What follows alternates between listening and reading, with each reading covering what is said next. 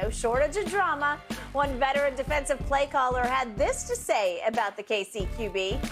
We love Mahomes because of his unorthodox throws, not because of his natural pocket presence. When that disappears, that is when they lose games. I don't think that is a 1. I think that is a 2. Nothing against the guy. I love the kid. But take his first read away, and what does he do? He runs, he scrambles, and he plays street ball. Man, these rankings, they've got everybody talking. Shannon, I'm going to guess you might have a problem with this. I got a big problem with it. So how much street ball did he play? And the best game happened last year, Buffalo, Kansas City. Divisional game, Skip. How much street ball did he play? Did they see that? How many quarterbacks do you believe in the history of the game could have done what Mahomes did? Take a lead, give the lead. Think about how many times the game changed in the final 2 minutes of the ball game. How many guys could have done that? Okay, the year they won the Super Bowl, fall behind 24, fall behind 10 points. How much was street ball? Okay, they did. Last year they took away for a first read. He tried to force the football. But the last 8 games, when they forced him to okay, go to your second and third options. 314 yards a game, 23 touchdowns, 4 interceptions, 71 completion percentage. What? Skip, I mean, they're getting outrageous with this now. To say now you're going to take the highlight plays, you're going to use that against him. The plays that he runs out of the pocket and he can throw the ball 55 yards over someone's head, hit Tyreek, we use that against him. Mahomes never runs just for the sake of running, Skip. I didn't even know, we didn't know he could run like he ran until he scrambled in that championship run. And we felt like, well, hold on. It's a little unorthodox how he does it. He doesn't look like as smooth as Lamar, but he booking. He getting first down at the first down. He getting touchdowns. Now he's a 2. Skip, come on now. Even you. Okay, yeah, I know you don't. So a lot of people don't like the no-look passes, and I saw him the other day practicing the behind the back. And he's going to dial it up during the season, too. You know, I agree.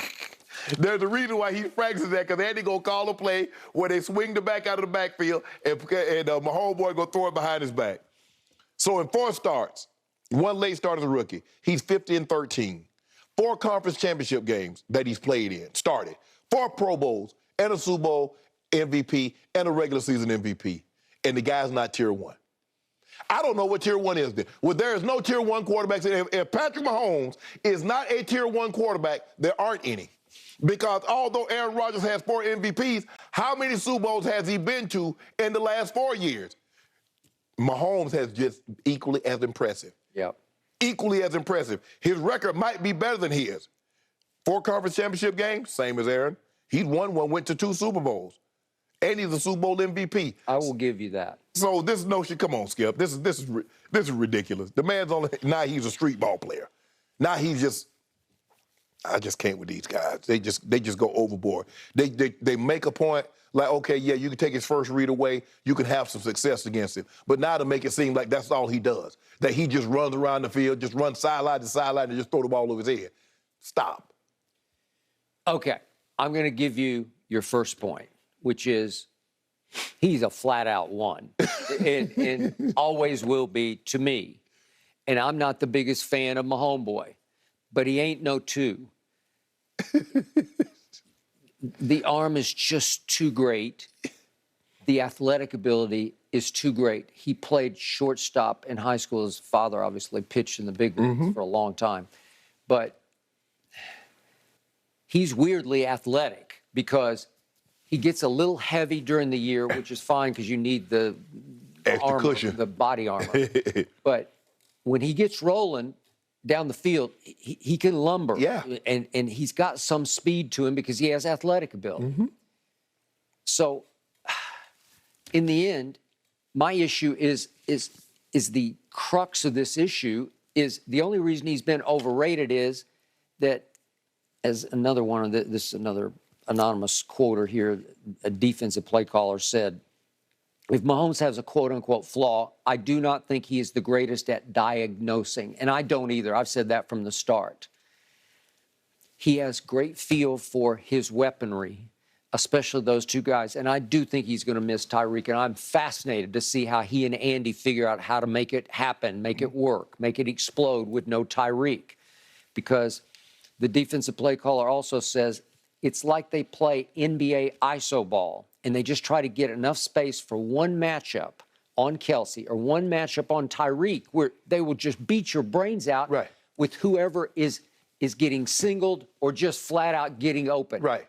And football player. And if he win 10 MVPs, he's not going to be a tier 1. Well, damn. Come on now.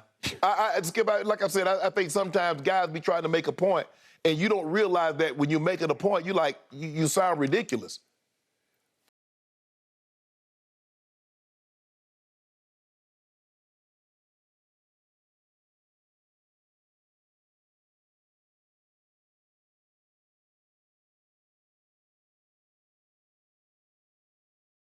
One way to do a certain task. My only concern is, can he get better? And Skip, I've seen him. I saw the game against Miami. He opened the season, throw 5 touchdowns. He had a perfect quarterback rating. I've seen him throw 5 touchdowns with 0 pick and pick a team apart. Yep. So I know he's more than capable, but consistency. That's the only thing that concerns me. Now, if he get consistent at the right time, he can get consistent 5 or 6 games, and those 5 or 6 games happen to start at the end of the season, well, he can ride that hot streak all the way to the Super Bowl. Mm-hmm. But for this guy to say all what he said, come on, bro. Yeah. I get it. He's never going to look like Aaron Rodgers. He's never going to look like Tom Brady or some of these prototypical quarterbacks that we've grown accustomed to. Yeah. But my thing is, even if he doesn't look like them, he's still going to have to throw the ball with a little bit more consistency, a little bit more accuracy, if he's going to take the Baltimore Ravens where they believe he can take him, and ultimately where he wants to take them, and that's to the Super Bowl. But, man, once you start talking about he can win all this and do all that, and he's still not going to be a tier 1, anything that you said before that, I got to dismiss now. Okay. Here we go again with another classic anonymous quote. It is shoot from the lip. It is over-the-top exaggeration and overstatement to make his point. Yes. His name is not attached, so he feels like he can just let it fly to impress Mike Sando. I know what I'm talking about. Let me tell you what the truth here is. And yet, as you always say, there's some truth in a lie. So the one thing that leaped out for me was he'll be a 1, as in top tier, as a football player. Okay, there's the truth that I do believe in. Right. Because I tell you all the time, I believe in Lamar because I believe in his football backbone. He's got football character to me. However you want to couch it, frame it, label it, gamer, baller, he'll just figure out a way to beat you because you mentioned he's 37-12 as a starter. Among quarterbacks drafted since 2018, that's a 788 winning clip, .788. Right. That's number 1 on the list of every quarterback drafted since 2018. Okay, it'll work because you are winning games. Now, you're with a great organization that you know full well because you played there. And you've been surrounded by good coaching and players who know how to play. Last year, they got devastated beyond, they got decimated in ways no other team got decimated by injuries, and it wasn't fair. And he got hurt also and was gone for the home stretch. I don't think Brady, Rodgers, with all those injuries that they had on offense, defense. Nobody could have done that. But the whole idea, this notion that I don't care if he wins 12 MVPs, he's not a 1. If you won 12 straight MVPs, trust me, you'd be the 1. Yes. Because you can't, it's hard to win an MVP, and he already won 1. He's already won 1. And he won it in his second year. It's close to impossibly great. So the point here is, I believe in him because there's more than one way to skin a Super Bowl trophy. Right. You don't believe at the highest level. Most people, like the ultimate truth in pro football is you can't go win a Super Bowl without throwing it from the pocket when you have to throw it from the pocket. Correct. I still believe he can throw it effectively from the pocket because it's not pretty. It's the mechanics aren't the best. Right. But he throws darts. When he gets in rhythm in that MVP year, I remember the game up in Buffalo in the cold, he just shredded them. Right. I'm like, what is this? It's not bombs away. It's not sweet rainbows over the top.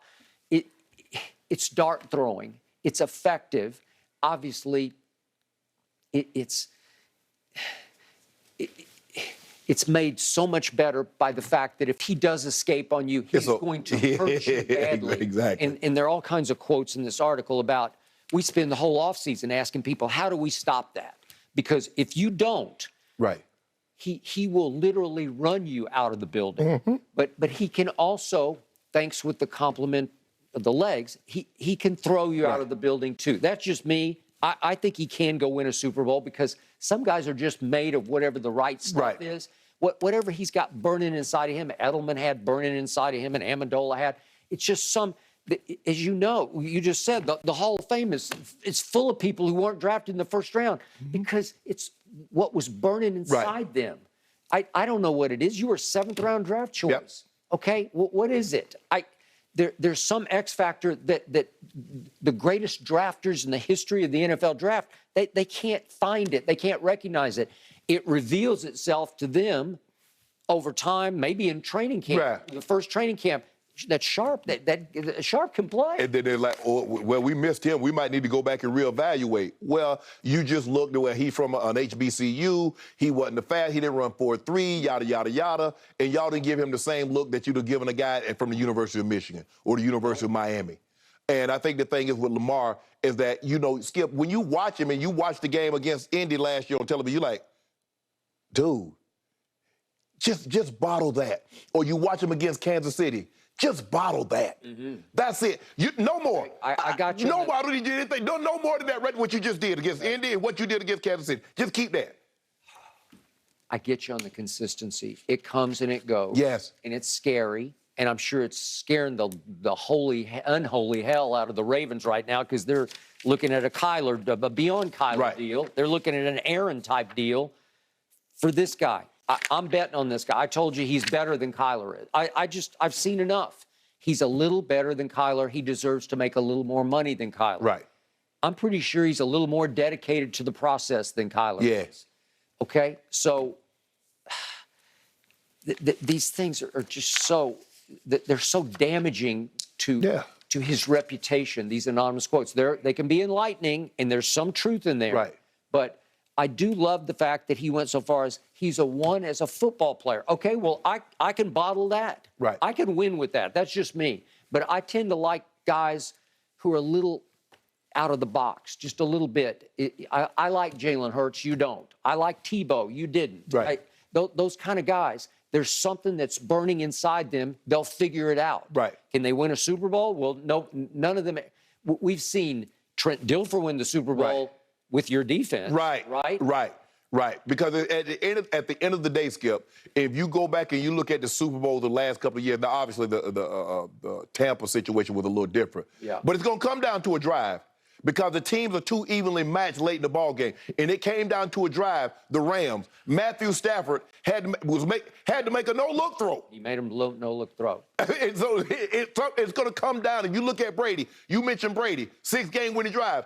It wasn't no legs, no scrambling. It came down to the ability to throw the football from the pocket. It does. And that's a lot of times. Tom Brady against the Seahawks. And you go back and look at, you're going to have to win a game throwing the football from the pocket. Okay. Especially in today's game. By the way, I discount the contribution of Trent Dilfer to your Super Bowl with the Ravens, but Trent Dilfer, I forget exactly, wasn't he like the second or third pick in the draft? I think he was the 4th pick in the draft. Okay, but I'm talking about he's a top 5 Yes, pick. absolutely. And he's 6'4". Yeah, and he had gone to the Pro Bowl. Yeah. So it wasn't like the guy was a 12th round draft pick. The guy came, they rated him fairly high, considering that he was I think he was a top 5 pick. I think Indy that's when Mel Kiper, and I forget the former general manager that got into it. He said, Mel Kiper has about as much ability to pick as my mailman. They took Trev Alford. And it was also between Heath Shuler and Trent for which quarterback would go. Because I think he went to Washington. To North Turner. Yes. He slightly favored Heath Shuler over Trent. Yeah. But Trent was still pretty good. Yeah. He was prototypical pocket passer. Right. And that's what, and I believe in today's game, it's going to come down to being able to make throws from the pocket. Yes, you can get out of harm's way, But teams are going to bottle you up and says, okay, don't let him out the pocket. So we'll just rush 3, or we'll just keep a spy on him. We want him to keep him in the pocket. And that's what we saw teams do that with Mahomes. Mahomes said, no, don't let him escape the pocket. Yep. Keep his butt in the pocket. Because that's when he's most dangerous, because not only can he hurt you with his legs, he can throw the ball over the top of you. That's what they're telling you about Lamar. We cannot run past